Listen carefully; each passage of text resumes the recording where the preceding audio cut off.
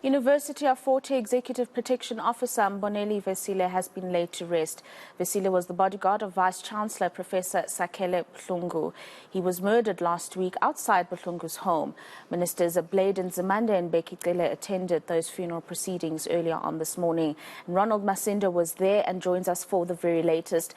No doubt a very tragic moment for the family of the slain bodyguard Ronald Masinda, but obviously increasingly those questions around the protection of those who are trying to clean up corruption at institutions like universities are reigning high, and people like Ministers Nzimande and Bheki Cele are going to have to answer those questions and provide the necessary protection. Tell us a little bit about those proceedings today and really what goes on going forward. Rafiwa, good morning. Well, you are coming to us live from the University of Fort Hare Bishop campus. This is where the funeral service for the late Mboneli Vesele will be held. Now, earlier we went to his home in Ginsburg, where the coffin carrying his body was there, where people saw him for the last time, and family and friends were also there, as well as the ministers, as you mentioned there. And then the procession took place where it went to his last resting place, the Steve Biko Garden of Remembrance, just outside of Ekong. But now we are here for the funeral service, and many people who were with him during his last days are also here, like the Vice Chancellor, Sakhele Buhlungu. But we are hoping to speak to the Vice Chancellor. I am seeing him in the background coming very closely. Vice Chancellor, thank you so much for your time, sir. You are live on ENCA. I know it is a very difficult day. Condolences to you, first of all, the family and the university. Thank you very much. How are you feeling? I'm feeling numb. It's unreal. But it's a fact. It's done. They've done it. I'm happy that we're here to lay Mr. Vesele down in dignity.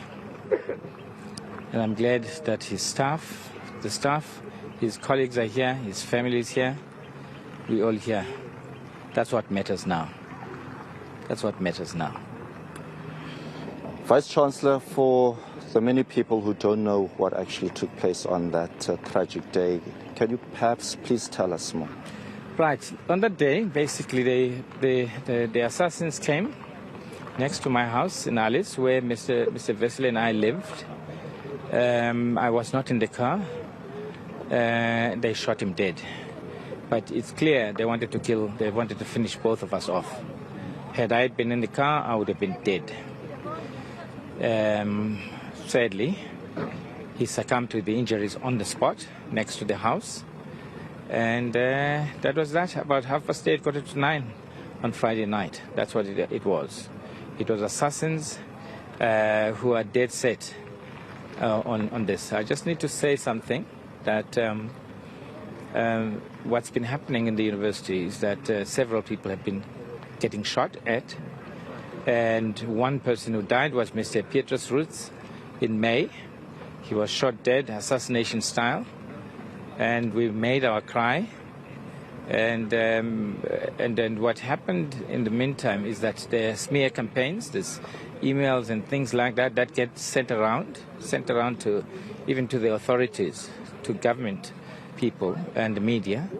And what was very interesting this late last year is that obviously the Vice Chancellor's name featured prominently in those always, but this time late last year Mr. Vesele's name was added to the smear emails. And you can see the pattern therefore. One side is bullets, the other side is smears. You smear and you shoot. You smear and shoot. That's what they did to Mr. Vesele. And I think what they want to do now is to take the rest of us down. Prof, correct me if I'm wrong, but I'm going to go through a sequence of events that have taken place at the university. In March last year, yes, there was a shooting at the Deputy Vice Chancellor's house. Correct. Then there was a shooting at your house. Fortunately for you and the Deputy Vice Chancellor of the time, he survived. Then there was a shooting at one of manager's office house in East London. Correct. That was on the 1st of April. That's correct. She also survived. Yes. Then unfortunately in May, Mr. Roots, On the 19th. he died. Correct. And then this incident. And then this incident. What I want to know, perhaps, who could be behind this and why? Look, it's very clear. It's very clear. It's people who have been benefiting from the system, who have been milking the university. And if you want to ask me, it's people internal and external. It's very clear. These things there are people inside, either aiding and abetting or driving, it doesn't matter, and there are people outside. So it's a combination. One of the things that we've been doing in the university, we've been taking action against all sorts of malfeasance and fraud and all of that.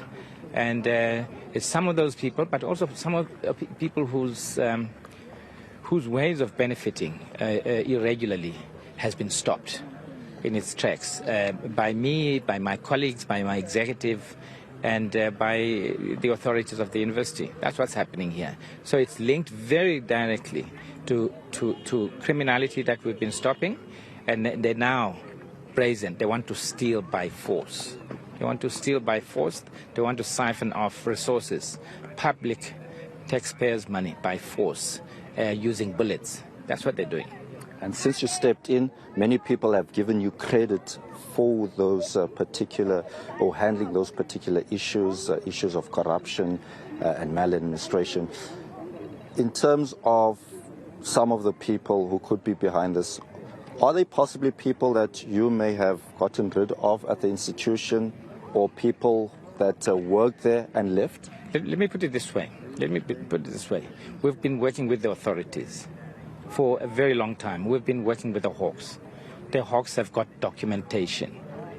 The Hawks have got names. So we're not kind of groping in the dark here. They've got names, and I'm not at liberty now to talk about those. More recently, I went to the SIU. I invited them in, which is unusual. I invited them in to come and assist. And we signed an MOU. Then subsequently, they applied for a presidential proclamation to assist us deal with this. Once again, the SIU has got names of people. They've got names. So you're not talking about faceless people here. You're talking about people with faces, with names, with reputations. And I'm talking internal as well as external. At this point, there's no need for us to beat about the bush. And hence, I've made a very special plea to the president, because the president is the final and ultimate authority in the country. And my cries I've cried. You know, you may recall, in 2021, we buried a student who was murdered in cold blood and chopped up, right? That was one thing, GBV. And then last year, Mr. Roots was murdered. I cried. I made a call. I made a plea. I said, we'll cooperate and so on and so forth. So this is not a stunt. You're not dealing with a stunt now. The call to the president is a real. We're feeling the pain. I'm feeling the pain for myself, on behalf of the staff, on behalf of the students, and on behalf of the families of the people affected, the Vesele family in this very instant. You made the call to the president, but one wonders why perhaps not make a call to an authority here in the Eastern Cape, perhaps the Premier? No, I don't think that question is relevant here. Fair enough. Let's go to the issue of the investigation. We know that obviously the investigations are ongoing.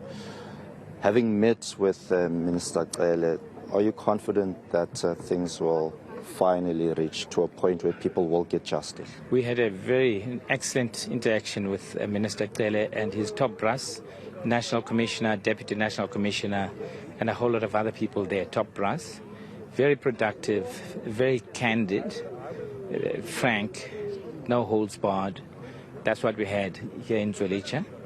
And I said one thing to the minister. I said, Minister, the reason I'm prioritizing Minister of Police is that you hold the keys to prisons. And the person who's going to open those prisons and throw people in is you. Use those keys. Find people, throw them in prison. That's why I'm here. Now, I said to the minister, I trust you, I believe in you, I believe you've done, and the president told me that he's dispatching you and a whole lot of others. But I said that the taste of the pudding is in the eating. For as long as nobody's arrested, we're talking hot air. I said with respect, for as long as nobody's in jail, we're talking hot air. Let's wait for the pudding, and I'm waiting for the pudding. My last question to you, Prof. You said this week that you are not a difficult person to find and that you're not going anywhere. Right. There were allegations that you are in hiding, of which you refuted. Right. Even Bheki, Cele, the police minister, also refuted those claims. One wonders, Prof, don't you fear for your life? My life? I'm here. I'm here. You know, we die when we die, and we survive when we have to survive. It's not up to me. It's not up to anybody. Fear? Why would I fear? I've lived a very productive life. I'm doing a very good job, which I enjoy thoroughly. I am surrounded by love, by collegiality, by all sorts of support in the university. People who are very serious about the journey of renewing the university. And so the question of fearing for my life, that's the last thing on my mind. And my house is in Alice. Everybody knows the address.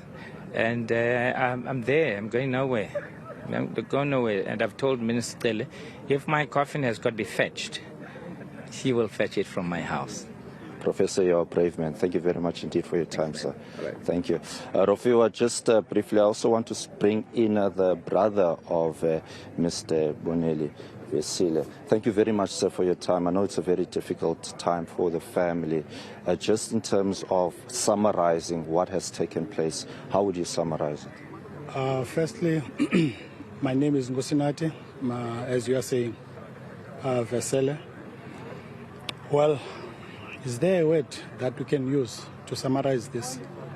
This is brutal, absolutely brutal. You know, if I can take you to the kids of Ubhuti, the last, you see, those are my twins. He's got twins. They are aged 10 years. Now, if you are going to say I must summarize, what do I tell those kids? This is a sad loss to us as a family, very sad. Because Ubhuti did not do anything wrong to anybody. He was doing his job. He died in the line of duty doing his job.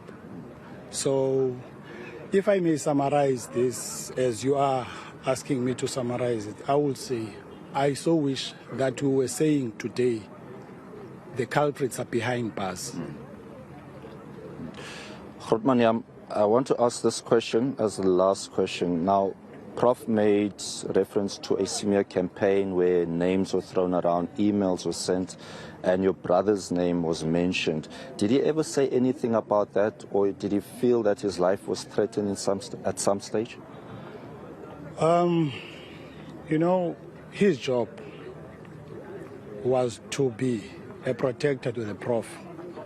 That's what he told us, especially me as a brother, because when we talk, most of the time, he spent most of his time with the Prof.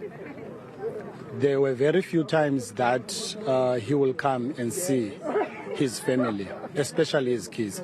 But when we got time, when we had time to talk, he will say, my job, I will die in the line of duty. This is what happened. And if I have answered you correctly, I think he was very professional about his job.